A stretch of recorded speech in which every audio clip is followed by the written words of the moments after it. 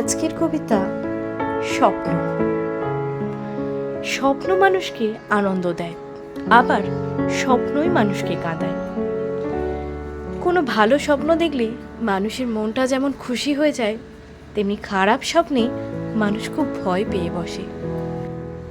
কিন্তু প্রেমের স্বপ্ন, না পাওয়ার স্বপ্ন, প্রেম হারিয়ে ফেলার স্বপ্ন এরকম যদি দেখে থাকেন, তাহলে বলবো সদ্য প্রেমে পড়া মেয়েটা তার প্রেমিককে মনে করে যে স্বপ্ন দেখে তাতে সে খুশি হয়ে যায়। কারণ সে জানে যে কাল আবার সেই মানুষটার সঙ্গে দেখা হবে। তখন সে তার স্বপ্নের কথাটা সেই মানুষটার সঙ্গে শেয়ার করতে পারবে। তাই জন্য ঠোঁটের কোণে একটা মিষ্টি হাসি বয়ে যায়। কিন্তু প্রেম ভাঙার স্বপ্ন কখনো দেখেছেন? সেটা বড্ড কষ্টকর হয়। যে মানুষটাকে পাবো না, যে মানুষটা কোনোদিন আর আবার হবেও না, যে মানুষটা আমাকে ছেড়ে চলে গেছে, সেই মানুষটার সঙ্গে কাটানো স্মৃতিগুলো মনে পড়ে গিয়ে যে স্বপ্ন দেখা হয়, সেটা স্বপ্নের মধ্যে আনন্দদায়ক হলেও স্বপ্নের বাইরে সেটা খুবই কষ্ট দেয়। সেটা হচ্ছে সম্পর্ক ভাঙার স্বপ্ন।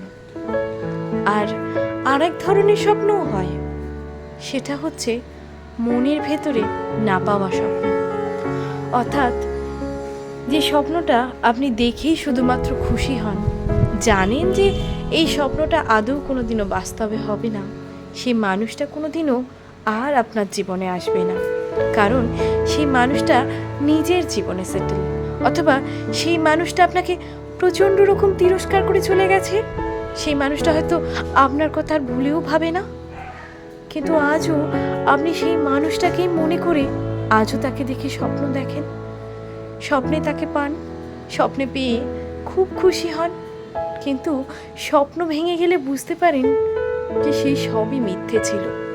আপনি যে মানুষটার কথা ভেবে এত খুশি হচ্ছেন, স্বপ্নে যাকে দেখে আপনি এত আনন্দ পাচ্ছেন, সেই মানুষটা আসলে আপনার জীবনে কোনোদিন আসবে না। কারণ সেই মানুষটাই আর আপনাকে পছন্দ করে না। ব্রেকআপ ঠিক নয়, এটা হলো এক রকমের নিয়তি। অর্থাৎ যার সঙ্গে যার মিলন হওয়ার কথা হয়েও হলো না, উল্টে ভুল বুঝে দূরে চলে গেল, সেটাকে আপনি নিয়তি ছাড়া আর কী বা বলবেন বলুন?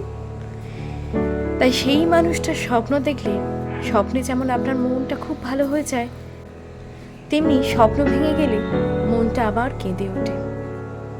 সেই কান্না অবশ্য কেউ জানতে পারে না, স্বপ্ন স্বপ্নই থেকে যায়। সেই দিন সারা দিনটা আপনার কোনো কাজে মন বসে না। সারাদিন হয়তো সেই মানুষটার ছোট্ট ছোট্ট স্মৃতিগুলোকে আপনি একত্র করে সারাদিন ভাবতে থাকেন। ভাবেন স্বপ্নেই হয়তো ভালো ছিলাম, বাস্তবটা বড় কঠিন। এভাবেই স্বপ্ন আমাদের জীবনে আসে যায়। কি জানি নিয়তি কি চায়? হয়তোবা নিয়তি এটাই চায় যে দুটি মানুষ একেবারে আলাদা হয়ে যাবে, শুধুমাত্র যাদের যোগাযোগ থাকবে স্বপ্নে।